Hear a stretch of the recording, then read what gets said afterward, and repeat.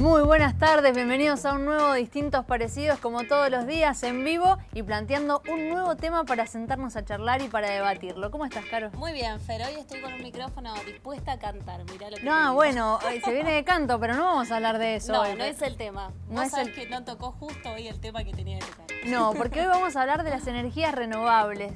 ¿Cómo está hoy la provincia de Mendoza con respecto a este tema? ¿Qué pasa con el déficit energético a nivel país? Bueno, ¿cómo se están llevando políticas tanto a nivel provincial y a nivel nacional con respecto a las energías renovables? ¿Nos acostumbramos nosotros, los ciudadanos, a las energías renovables? ¿Cómo les empezamos a incorporar? Todo eso hoy en Distintos Parecidos. ¿Te parece? Así es. Bueno, entonces vamos al clip y ya presentamos a los invitados. Somos una provincia que ha decidido apostar en generar energía alternativa, mucho más limpia que la que veníamos generando y que la Argentina necesita. Para que las tarifas no sigan aumentando, como primer punto, tenemos que generar nuevas energías. La UNCuyo presenta el Parque Biotecnológico y de Energías Renovables, una iniciativa de la Universidad Nacional de Cuyo en conjunto con el Gobierno de Mendoza. Nace con los objetivos de potenciar el desarrollo de emprendimientos y proyectos biotecnológicos y de energías renovables. El cultivo de microalgas para producir energía le puede brindar un beneficio extraordinario a la producción de alimentos. O sea, la soja es un alimento, o el maíz, y la primera consecuencia en cuanto se empezó a usar la soja como biocombustible fue el aumento del precio de la soja, porque apareció un nuevo mercado de consumo.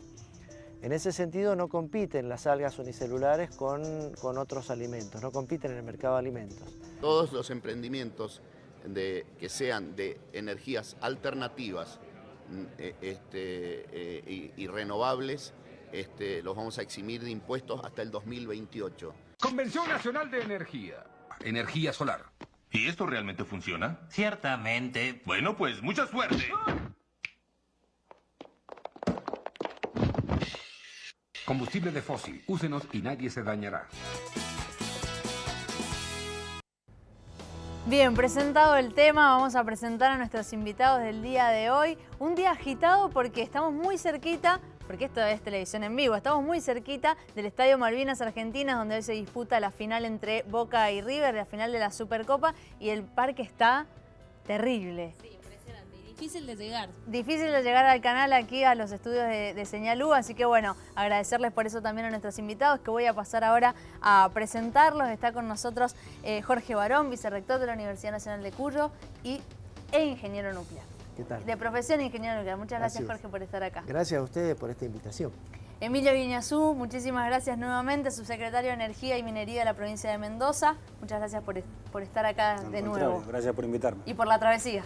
Por la travesía, costó llegar. Costó llegar, recién se está sentando. Exactamente. Le contamos a la audiencia. Y bueno, y también está con nosotros Andrés de Sousa, socio fundador de Bambú, una empresa mendocina relacionada a la energía renovable. Muchas gracias, Andrés, por estar acá. Gracias a ustedes. Bueno, la invitación es que charlemos justamente de este tema, que nos preguntemos cómo estamos, qué nos falta por delante, qué hay que hacer, cuáles son las políticas y por qué se ha llegado hasta acá, ¿no? ¿Cuál es el balance de cómo hemos llegado como sociedad, tanto en Mendoza y en Argentina, para empezar a hablar de este tema? Caro, vamos a la columna antes. Así es, Fer. Entonces abrimos el debate del día de hoy de distintos parecidos con lo que tiene que ver con energías renovables y nos vamos a la primera placa que está relacionada a qué se denomina energía renovable, a aquella energía que se obtiene de fuentes naturales virtualmente inagotables, ya sea por la inmensa cantidad de energía que contienen o porque son capaces de regenerarse por medios naturales. Eso lo vamos a hablar hoy con nuestros invitados. Entre las energías renovables se cuentan la eólica, geotérmica, hidroeléctrica, mareomotriz, solar undimotriz, la biomasa y los biocarburantes. En la siguiente placa vamos a hablar de un plan que está vigente desde el 2016, que es el Plan Renovar, un plan de incorporación de fuentes renovables en la matriz energética de Argentina y se lleva a cabo a través de un proceso de convocatoria abierta para la contratación en el mercado eléctrico mayorista de energía eléctrica de fuentes renovables. Como bien decimos, fue lanzado el 18 de mayo de 2016 y tuvo 3 rondas, entre las que se totalizan 147 proyectos adjudicados. La provincia de Mendoza ejecutará en los próximos 2 años 11 proyectos de energías renovables adjudicados en el marco de este programa, que aportarán 160 megavatios de energía al sistema con una inversión total de de 3.561 millones. La siguiente placa y la última para dar comienzo a la energía en Mendoza, porque entre 2018 y 2019 se ejecutarán 6 centrales fotovoltaicas en La Valle, con una inversión de 451 millones, en La Paz con una inversión de 338 millones, en San Martín con una inversión de 17 millones, General Alvear con 409 millones de inversión y 2 se van a realizar en Luján de Cuyo con inversiones de 445 millones y 409 millones respectivamente. Asimismo se realizarán 4 centrales mini hidro, 2 en Luján de Cuyo con inversiones de 53 millones y 17 millones y 2 en Junín con inversiones de 35 y 106 millones. Por último vamos a compartir lo dicho por Emilio Guiñazú, quien nos acompaña en el día de hoy, subsecretario de Energía de la provincia, que afirmó que Mendoza produce el 50% de la energía renovable de todo el país. Así que de esta manera abrimos el debate de distintos parecidos en lo que tiene que ver con energía renovable. Bueno, muchos números para hablar, pero vamos a ponerle un poco de palabras. ¿Qué significan estos números? Que podamos estar hablando de esto hoy en la provincia de Mendoza. ¿Quién se anima a romper el hielo? Bueno, evidentemente es un gran paso. O sea, Mendoza está aprovechando una oportunidad que se genera a partir de la ley 27191, que es la ley que promueve la inserción de energías renovables adentro de la matriz. Y bueno, y en Mendoza lo que hemos intentado justamente es aprovechar esa ventana de oportunidad y tratar de impulsar la mayor cantidad de proyectos posible. A los que comentaste te falta sumar 5 proyectos de mini centrales más, o sea, son 9 proyectos de mini centrales entre las 2 ruedas y un proyecto muy interesante de energía eólica en la región del Sosneado de 50 megas.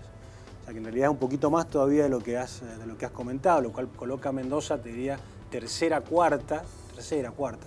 Ahí megas más, megas menos, digamos en lo que sería el ranking, entre comillas, de los productores de las energías renovables en esta nueva etapa. Vos hacías una referencia de que Mendoza ya produce el 50% de energías renovables, es verdad. Pero hay una definición técnico-legal ahí, o sea, dentro de lo que la ley considera energía renovable, considera las centrales hidroeléctricas hasta 50 megavatios. O sea, es una definición un tanto caprichosa, ¿no? Las hidroeléctricas son todas renovables por naturaleza, pero bueno, se la asocia, digamos, a la energía renovable con las pequeñas centrales hidroeléctricas. Y cuando uno contabiliza de las centrales hidroeléctricas que tenemos en Mendoza, cuáles califican dentro de ese parámetro que definido por la ley, ahí te das cuenta que gran parte de los objetivos que se apuntan a cumplir, digamos, ahora para el 2018 y 2020, van a ser aportados por la provincia de Mendoza, por lo que está sumando y por lo que ya tiene. Así que de vuelta, una gran oportunidad, Mendoza la tiene que aprovechar. Indudablemente esto beneficia a la matriz energética como un todo, tiene sus detalles, que es interesante discutirlo, por ahí pueden surgir acá, en tema de costos, los temas, las complejidades técnicas. Claro. Pero hoy la tecnología realmente permite abordar esto con bastante solvencia y en la medida en la cual vayamos colocando sobre la mesa los verdaderos costos de generación, es donde ahí vemos que la energía renovable entra realmente en forma competitiva a la matriz. Bien. Jorge, ¿por qué crees que se ha llegado a una política en relación a las energías renovables? Una política fuerte, si se quiere. Bueno, yendo a un marco mucho más amplio, los humanos nos gusta la energía, usamos mucha energía. Y nos gusta la energía más versátil que hay, posiblemente, que es la energía eléctrica. Bien. Pero en la naturaleza no hay energía eléctrica, la tenemos que generar. La tenemos que generar con fuentes de diverso tipo. Tradicionalmente se han usado, digamos, todas las fuentes accesibles, renovables y no renovables. Y en estos últimos años, fundamentalmente motivado por las problemáticas del cambio climático, están cobrando cada vez más vigor las energías renovables, se está trabajando más, se están poniendo mayores esfuerzos de parte de los gobiernos, de parte de las empresas, justamente para tratar de disminuir el efecto que tiene la generación de energía primaria sobre el clima.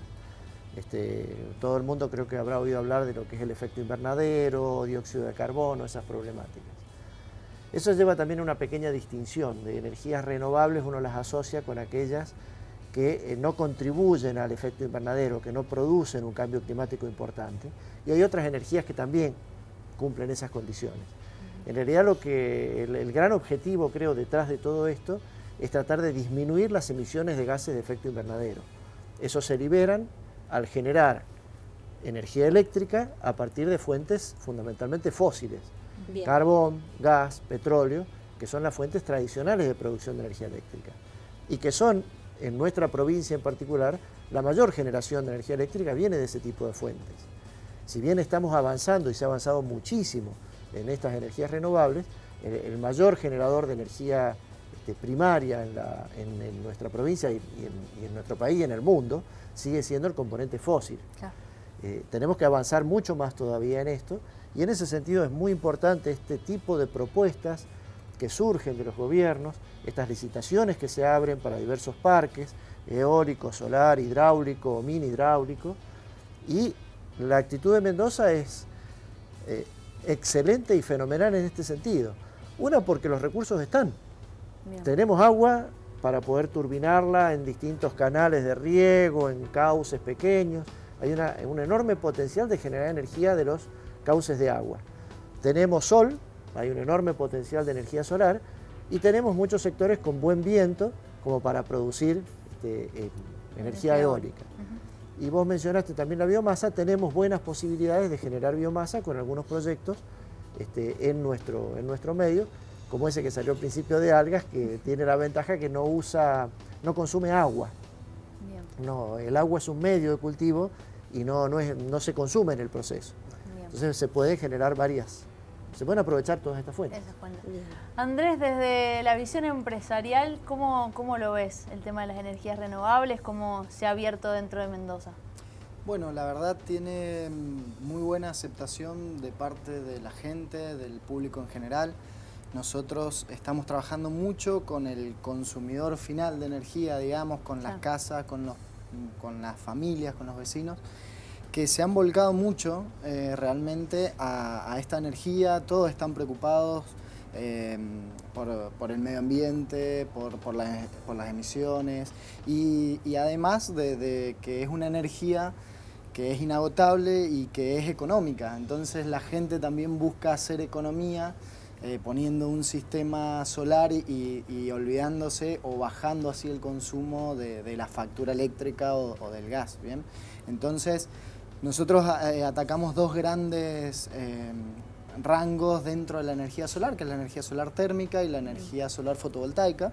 Bien, lo que es, por así decirlo, la parte térmica, el calentamiento de agua para usarla de forma sanitaria o en calefacción central, para piscinas, para un montón de cosas.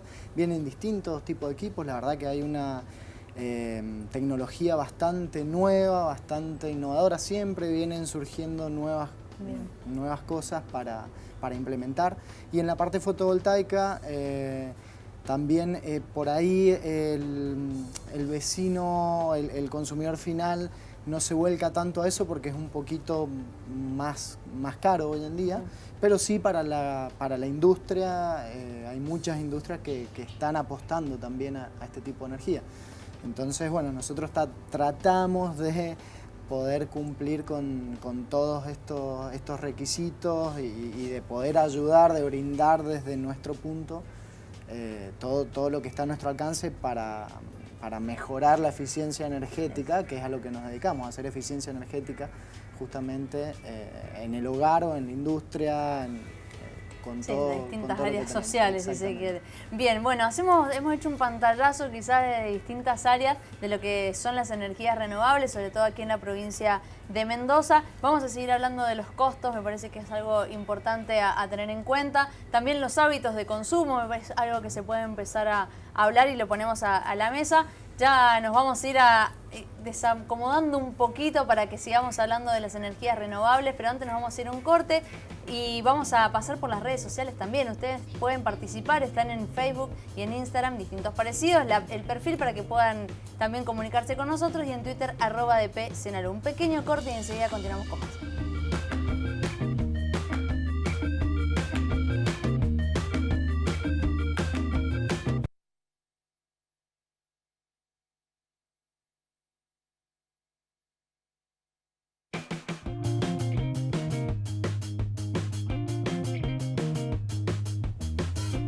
Llegamos al segundo bloque de Distintos Parecidos, seguimos hablando de energías renovables. Quiero contarles que de acá ya se escucha de fondo la banda sonora del estadio, no sé si lo han estado escuchando Totalmente. ustedes. Yo estoy haciendo la previa acá con ustedes, pero lo voy a ir a ver el partido, claramente. Muy bien, no, muy acá bien. no, pero lo voy a ir a ver en algún lado.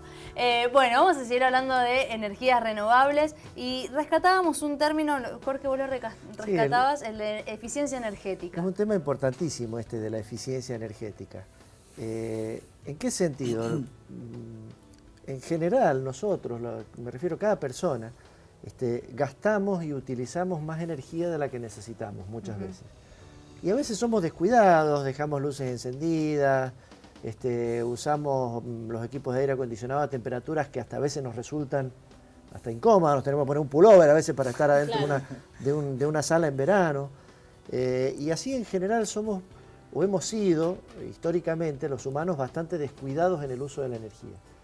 Ya cuando terminó la Segunda Guerra Mundial empezaron a plantearse, sobre todo en Europa, estos temas de eficiencia energética, y hoy en día cada vez se trabaja más en eso. Y la tecnología acompaña a la eficiencia energética. Una es en los hábitos de cada persona. Y las tecnologías, por ejemplo, creo que todos han visto la aparición de luminarias LED.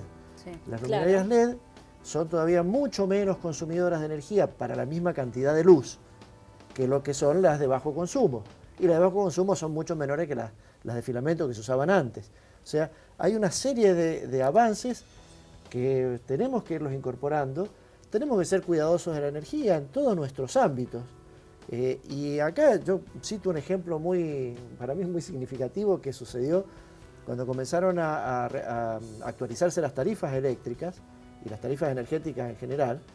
En la Facultad nuestra de Ciencias Económicas le hizo un ofrecimiento al gobierno de Mendoza de trabajar con el gobierno en programas de eficiencia energética. Y el pago a los trabajos que fueran a hacerse desde ahí iba a ser el 10% de lo que se ahorraran. Y ya en el primer año que se ejecutó esto, que fue el año 2016, y lo mismo en el 2017, el ahorro era millonario. Simplemente cambiando, por ejemplo, los usos y costumbres de algunas tareas. En vez de hacerlas en horarios nocturnos, ver si se pueden hacer con luz natural. En vez de tener un contrato que me obligue a consumir de tal manera, bueno, buscar cómo puedo consumir para tomar energía en los momentos en que hay menos demanda de energía, renegociar contratos y empezar a mejorar aislación de edificios, iluminación de salones, de pasillos. Bueno, eso tomando un poco lo que comentaba Andrés, ¿no? De cómo vos interactuando con los vecinos, bueno, ya empiezan a construirse casas pensando ya en un sistema. Claramente.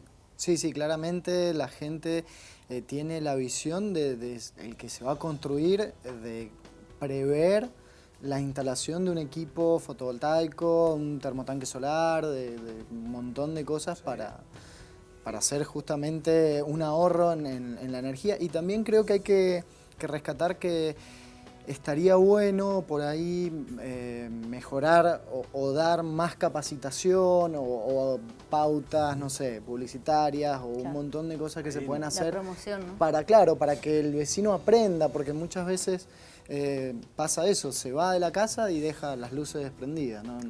No le importa.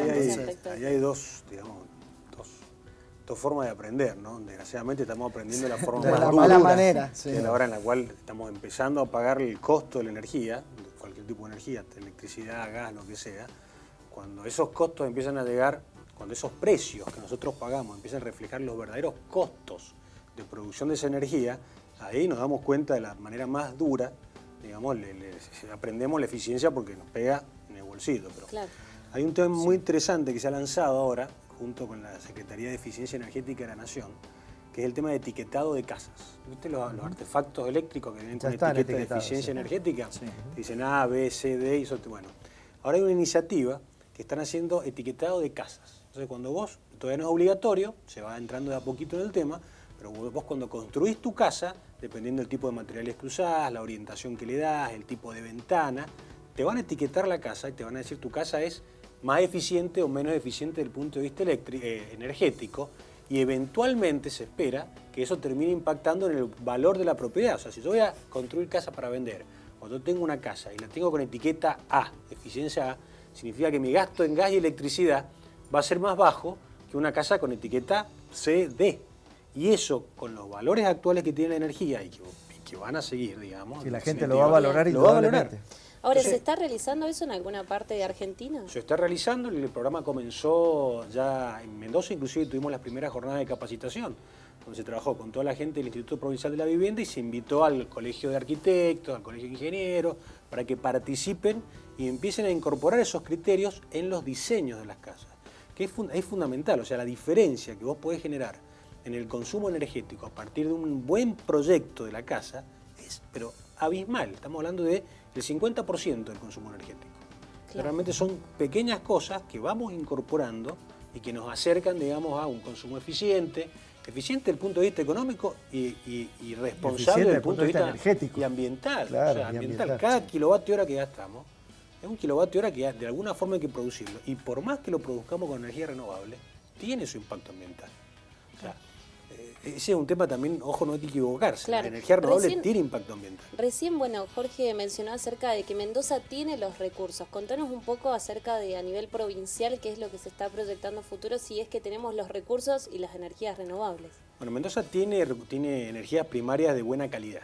Tenemos, como comentaba Jorge, buena radiación solar, tenemos zonas con buen viento. El fuerte nuestro indudablemente pasa por la hidroelectricidad. Lo que pasa es que la hidroelectricidad no es la más barata de todas, en realidad es de las más caras, tiene otras ventajas. Entonces lo que tenemos que hacer nosotros es esos recursos de razonable calidad, complementarlos con competitividad, con capacidad tecnológica, con capacidad de gestión de proyectos, capacidad de financiamiento. O sea, hay lugares en Argentina, por ejemplo, que tienen recursos primarios de mayor calidad que la nuestra, pero difícilmente se llegan a desarrollar las energías renovables porque definitivamente no tienen quien las lleve adelante, o no tienen las redes de conexión, o no tienen los otros aspectos que hacen falta. Desde ese punto Mendoza está en una situación privilegiada.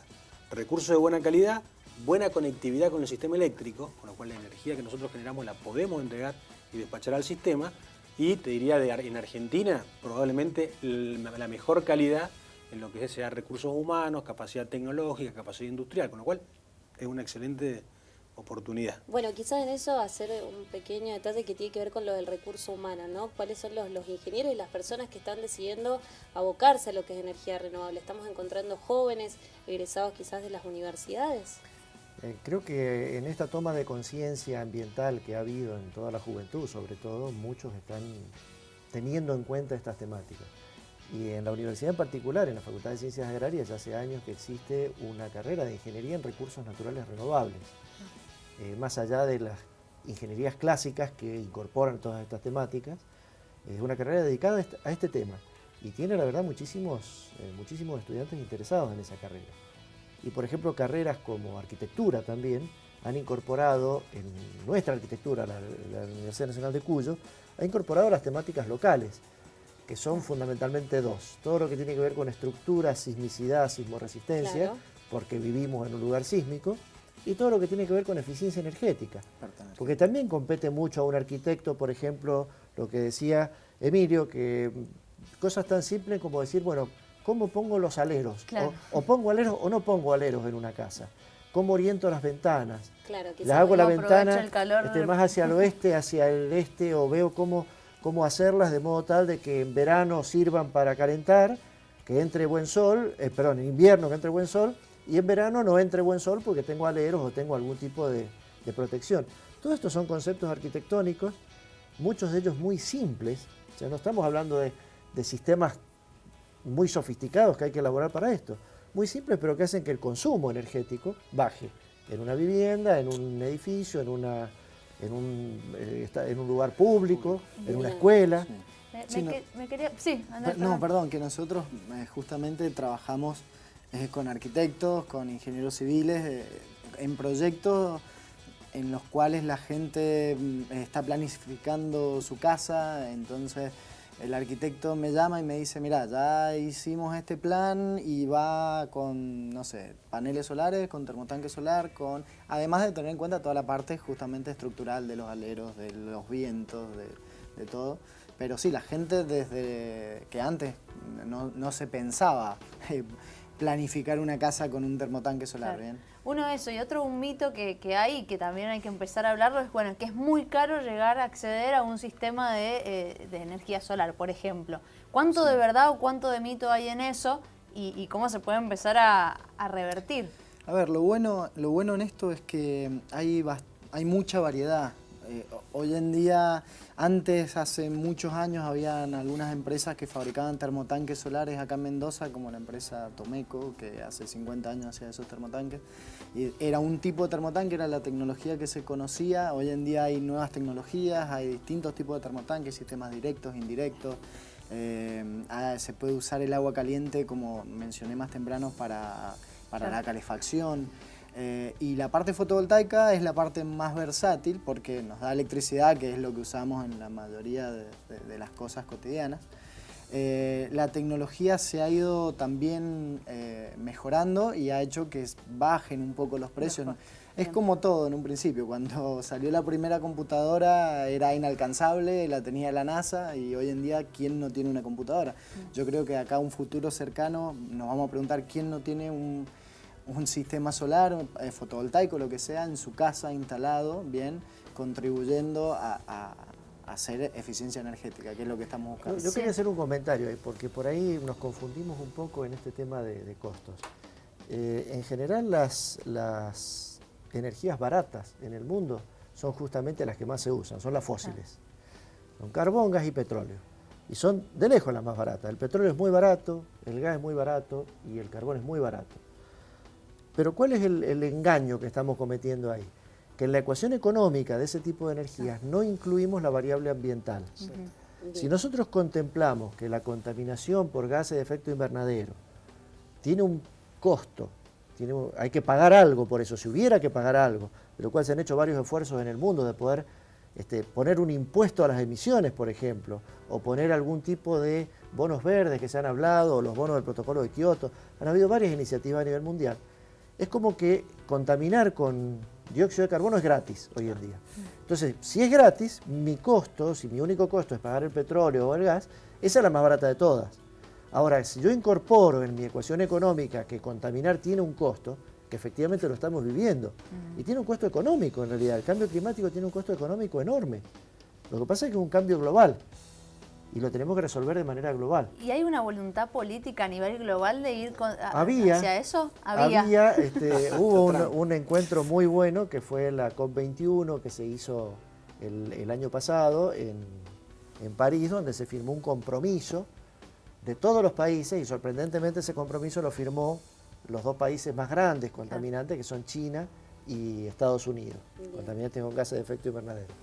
Lamentablemente, cuando cambió el gobierno de los Estados Unidos, el presidente Trump dio para atrás con esta directiva, desconoció lo que había firmado a nivel internacional su predecesor, y de alguna manera ha causado una especie de parálisis a nivel mundial en avanzar en la reducción de gases de efecto invernadero. Una manera de reducir la generación de esos gases sería cobrarlos. Es decir, bueno, si vos generás este gas, tenés que pagar. Que te sea caro contaminar, digamos. Si es gratis contaminar, vamos a seguir contaminando. Bueno, ahora no es el momento para plantearlo en Argentina, ¿no? Donde los insumos energéticos digamos, han tomado protagonismo justamente por su encarecimiento, o por lo menos su sinceramiento a nivel costo, pero está planteado en el combustible de los autos incluir un impuesto al carbono. O sea, hay un pequeño estrés ahí por los temas de inflación, pero yo creo que eso se viene, y se viene en el corto plazo. O sea, es una realidad. O sea, la verdad que el costo ambiental que generamos por eso es brutal, y hasta que no se internalice, digamos, va a ser difícil. Y ahí va el punto de cuál es la participación de los estados en este tema, ¿no? Claro, y el poder frente a las compañías también, ¿no? No, los estados tienen mucho poder. ¿Sí? No, eso, a ver, cuando el estado no quiere hacer algo, pues no quiere, no porque no tenga poder. O sea, implantar una ley, implantarla y llevarla adelante, como lo ha hecho, por ejemplo, Argentina con la 27191, con la ley de energía distribuida, que es lo que estábamos charlando, son manifestaciones, digamos, de alto impacto político, fuertes. Entonces, cuando el Estado quiere y se alinea, digamos, y entiende, y el Estado puede, eso es una realidad. Entonces, de vuelta, por ejemplo, estas reducciones de gases de efecto invernadero tienen un beneficio a nivel global. O sea, la sociedad como un todo capitaliza la reducción de los gases de efecto invernadero. Entonces, muchas veces es el Estado, como representante de la sociedad, que tiene que decir, bueno, como este beneficio no lo pueden monetizar los empresarios, no lo pueden monetizar porque no. Entonces el Estado tiene que por ahí asumir un poco el papel de decir yo represento los intereses de la sociedad y de alguna manera, a través de un tipo de ayuda financiera o en la inversión o directamente imponiendo una regla, como ha sido el caso de la 27191, promover, digamos, y obligar a inversiones que van a redundar en un beneficio social y que en forma individual por ahí costaría hacerlas. No son rentables por ahí en forma individual, pero a nivel de la sociedad sí lo son al incorporar esta idea de reducir justamente la contaminación. La responsabilidad social empresaria. Responsabilidad social del Estado es que le dice a los empresarios, o les pone, por ahí funciona como una zanahoria, funciona al revés, de decirle, mira, te vamos a pagar o te vamos a garantizar un precio, te vamos a comprar la energía generada con una fuente renovable a un precio mejor que el que te va a pagar el mercado en el día a día. ¿Qué es lo que vemos? Te lo garantizo. ¿Qué es lo que vemos ahí? O sea, esos 250, 300 megavatios que estamos viendo de proyectos o los casi 3.000 megavatios o más que se han contratado a nivel país, vienen de la mano de que en las licitaciones organizadas por el Plan Renovar hay una tarifa apetecible, digamos, para los inversores. Esto es una discusión, pero hay un incentivo. Claramente, si no hay un incentivo económico que el privado pueda monetizar, esto no sucede. Entonces, a la hora de definir políticas, no es solamente pajaritos, y tenemos que ser muy prácticos, porque si no fracasan esta política. Después vamos a ir a un corte ahora, pero quiero que retomemos lo de la ley de generación distribuida de energía, así para poder entender también cómo se acompaña esto de un hábito, ¿sí? De cambiar y girar también desde la construcción de una casa hacia las energías renovables, por ejemplo. Nos vamos a ir a un pequeño corte y enseguida continuamos con más distintos parecidos aquí en Señor.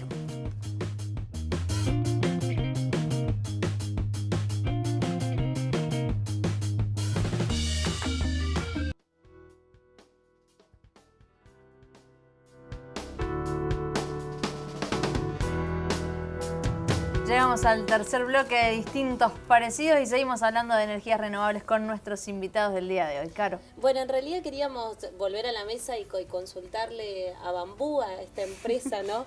¿Cuánto sale un kit solar? Porque nos decías, trabajamos con consumidores finales, con el vecino. Bueno, ¿cuánto sale colocar un kit solar en casa? Bien, primero lo básico para poder hacer esto es identificar el consumo que uno tiene, ¿bien? O que va a tener la casa proyectada. Entonces podemos pensar en algo similar, en abastecer ese consumo, tal vez no al 100% si tenemos conexión a la red eléctrica. Podemos tener una parte con un sistema fotovoltaico, claro, y estar complementado. Hay equipos que me permiten hacer esto, que es la red, digamos, en la cual los vecinos pueden inyectar energía a la red eléctrica, bien, el sobrante de energía que genera el equipo fotovoltaico. Y más o menos los precios de estos equipos arrancan en los 15.000 pesos, ¿bien?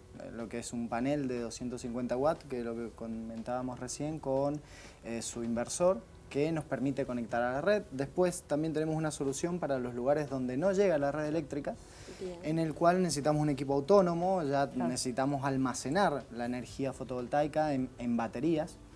También vienen equipos a partir de los 10, 12.000 pesos más o menos, que me va a alcanzar para una iluminación, tener un par de lámparas a medida que voy agregando consumo. Quiero tener una heladera, un horno eléctrico, un aire acondicionado, los consumos se van para arriba, también los costos de los equipos.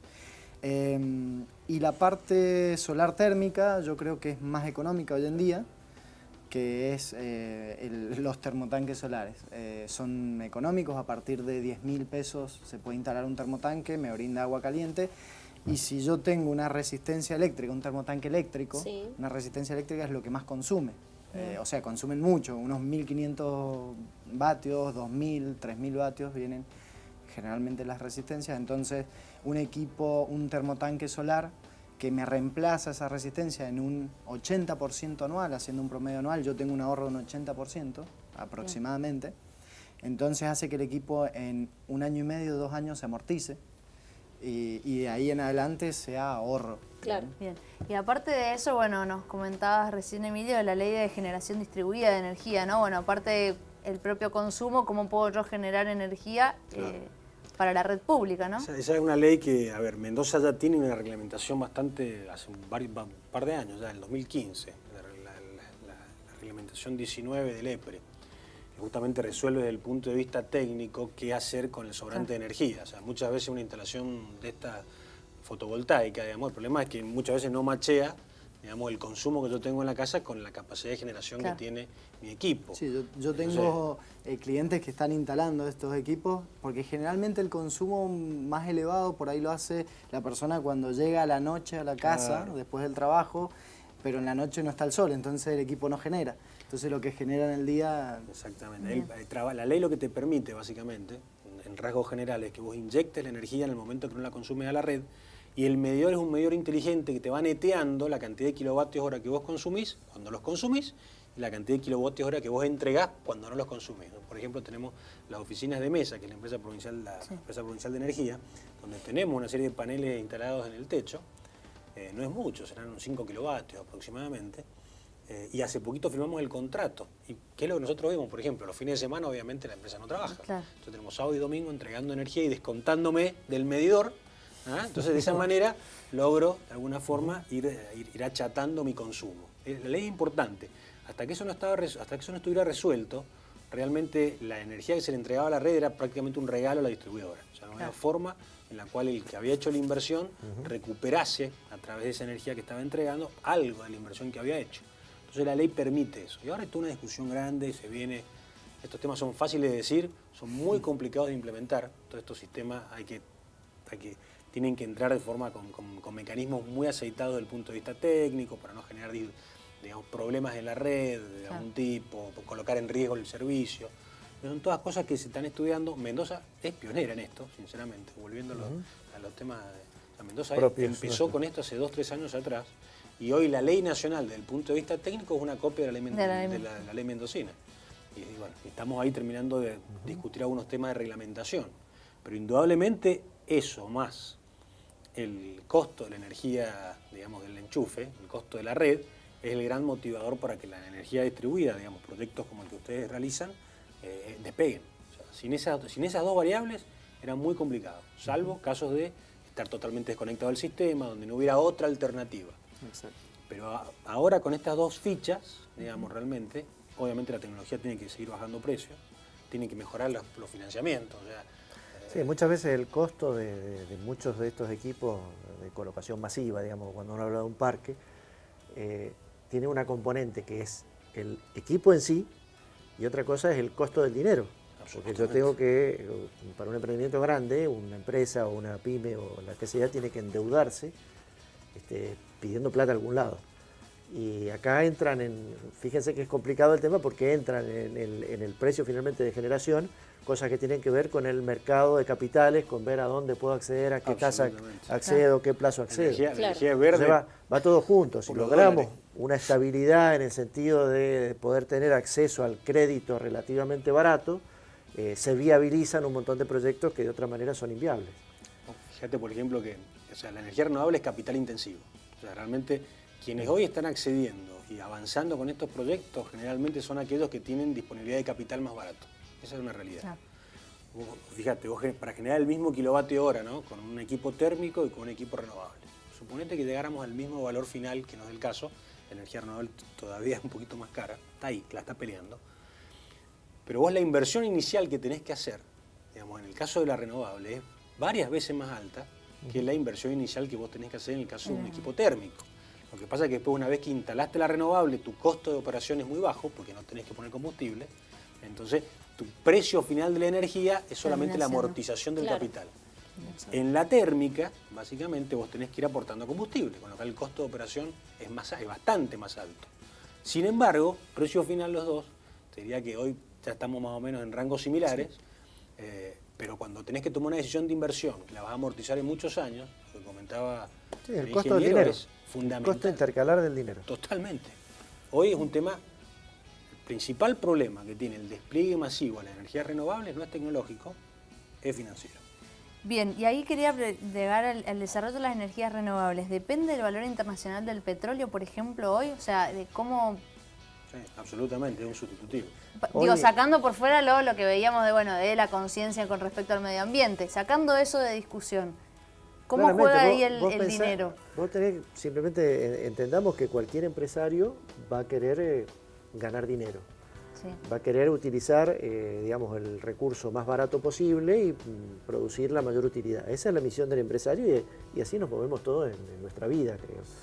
Entonces, en ese contexto, si hay una fuente de energía primaria relativamente barata, como es hoy en día el petróleo o el gas, pensemos, no sé, el barril de petróleo llegó a estar a casi $150. Después llegó a 35. Entonces, esas oscilaciones o esa tremenda bajada que ha tenido el barril de petróleo ha hecho que muchos proyectos que estaban, digamos, que eran viables desde el punto de vista financiero, dejaran de serlo. Y viceversa, si el petróleo toma un valor más alto, o, insisto, si el petróleo, el gas, el carbón tienen un impuesto correspondiente a su generación de impacto ambiental, eso viabiliza muchísimos proyectos que de otra manera no serían viables, sobre todo energías renovables. Bien. Bueno, quería consultarles porque Macri este año comenzó hablando de déficit energético en Argentina. ¿Qué se refiere con un déficit energético? Bueno, el tema de la energía, digamos, la energía se consume fundamentalmente en dos rubros. Uno son las energías que consumimos en casas, industrias, etcétera, que son fundamentalmente energía eléctrica. Y otro gran rubro son las energías de combustibles líquidos y gaseosos, que son para transporte fundamentalmente. Automóviles, barcos, aviones, etcétera. Cuando hablamos de un país, en general se habla de la infraestructura de energía eléctrica, que es la que tenemos en nuestras casas, la que tenemos acá en el estudio, la que tenemos en industrias y que tenemos también para servicios de transporte y para varias alternativas. Pensemos en metrotranvía, trolebús, subterráneos, etc. Esa energía, el tema de la energía eléctrica es que no se puede almacenar, yo no la puedo guardar de manera masiva, la tengo que producir y consumir. Bien. Y además el consumo no es parejo a lo largo del día, ni a lo largo del mes, ni a lo largo del año. En invierno se consume más para calefacción, en verano más para refrigeración. El pico, como bien decías vos, Andrés, cuando uno llega a la casa a la noche, agarra, prende la televisión, prende la cocina, prende las luces, entonces hay un pico de consumo y yo tengo que tener en el país capacidad de generar energía eléctrica para ese pico de consumo. Claro, ese momento. En muchos casos son plantas de generación que están paradas en otros momentos del día y en esos momentos entran a producir para que no haya apagones. Cuando hablamos así de reservas energéticas o de la palabra que usaste ahora, déficit energético, es que no tenemos suficiente generación de energía para cubrir ese pico. Eso es lo que nos pasa en algunos momentos. ¿Cuál es el resultado? Y que no estoy brindando o no se brinda un buen servicio fundamentalmente de energía eléctrica. Por ejemplo, hay apagones, hay bajadas de tensión, hay situaciones que generan incomodidad, generan problemas, generan problemas económicos de diverso tipo. Tenemos que tener una reserva de generación de energía para cubrir esos picos. Y eso es una inversión en general muy grande en el país. Algunas o varias de las energías renovables tienen una dificultad inherente en eso, y también lo decía Andrés, sol lo tengo durante el día, no tengo sol a la noche, y el mayor consumo lo tengo a la noche. Entonces, para poder cubrir esto, lo que se hace en general, hay un sistema unificado que despacha carga, se llama en nuestro país, que va diciendo qué central de generación entra en cada momento y que trata de acumular reserva, por ejemplo hidráulica, acumula agua, para liberarla, turbinarla de noche, que es cuando más consumo hay. Y durante el día no turbino agua porque tengo menos consumo y voy acumulando de nuevo. Hay toda una estrategia en la cual trabajan muchos profesionales en nuestro país que regulan la generación y tratan de satisfacer el consumo. Bien. Cuando eso no se machea, como decía, tenemos estos déficits energéticos. Sí, de todos modos, la realidad es que la Argentina, por políticas, digamos, decisiones políticas que tomó en su momento, descuidó el sistema energético argentino. Tuvimos una década donde prácticamente no tuvimos inversiones de nueva generación, donde todo lo que es el sistema de desarrollo de nuevos yacimientos petroleros de gas también tuvo serios problemas. Nosotros arrancamos el año 2015, cuando analizar la matriz energética, no solo teníamos problemas de energía en determinados momentos, sino teníamos problemas de potencia. O sea, no se podía atender No la se demanda. podía instalar nada más. Claro. No, vos querías ponerle...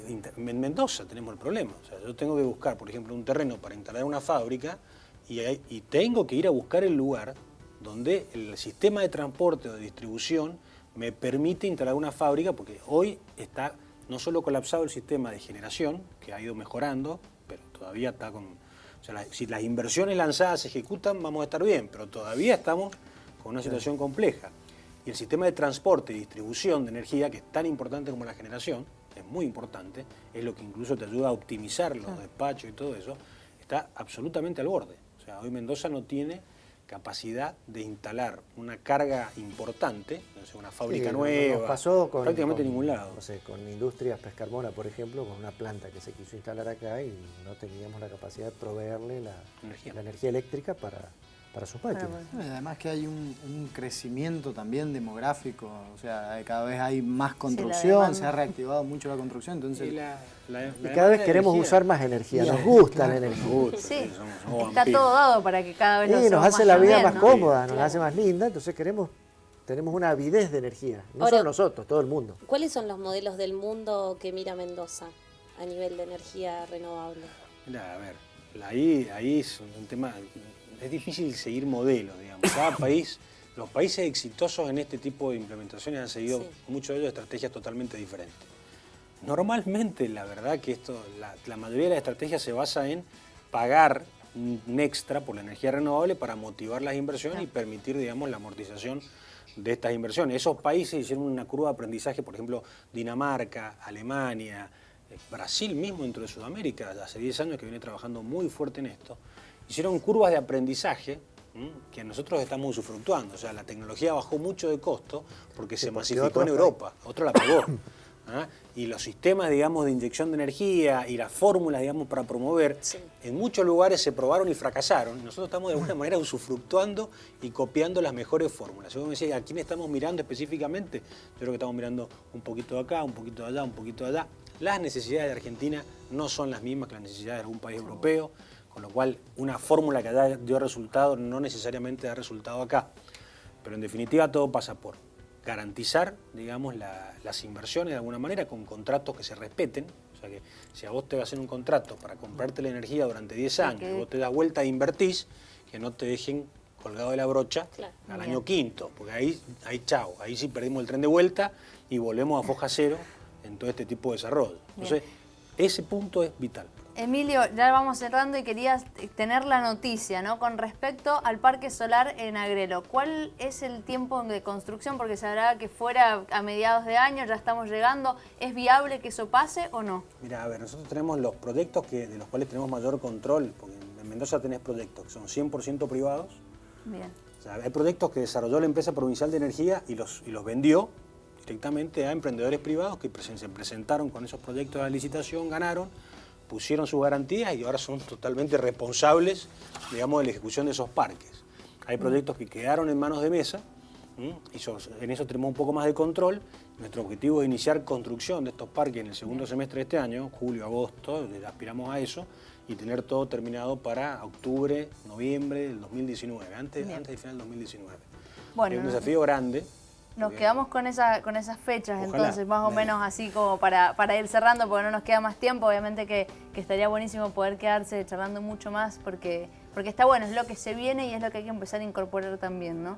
Lo que ya se está empezando a instalar, como lo que nos hace. Exactamente, empezar a conocerlo y tener bien que es una cuestión de conciencia, como mucho lo remarcaron ellos, con respecto al lugar en el que vivimos. Andrés, muchísimas gracias por haber estado acá. Jorge, muchísimas gracias. Emilio, nuevamente muchísimas gracias. No nos queda más tiempo. Nos encontramos mañana. Bueno, mañana vamos a tener debate joven, así que los invitamos por Señal U, por este canal de 19 a 20 vamos a estar. Mañana nos reencontramos entonces en un nuevo Distintos Parecidos. Chau, chau.